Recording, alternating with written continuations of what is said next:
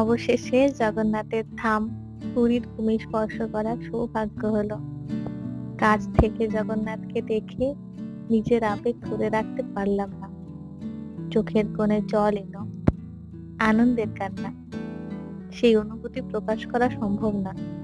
মনে হলো কত যুগ পর আমার প্রিয়, আমার মিত্র, আমার জগন্নাথের দেখা। বিশ্বাস করা হয় ভগবান শ্রীকৃষ্ণ যখন দেহ ত্যাগ করেছিলেন তখন তার দেহ দাহ করা হয়। সেই সময় তার একটি অঙ্গ বাদে সমস্ত শরীর পঞ্চতন্ত্রে মিশে যায়। বলা হয় শ্রীকৃষ্ণের হৃদয় সেই সময়ও স্পন্দিত হচ্ছিল এবং সেটি এখন জগন্নাথ প্রতিমার ভেতরে সুরক্ষিত রাখা হয়।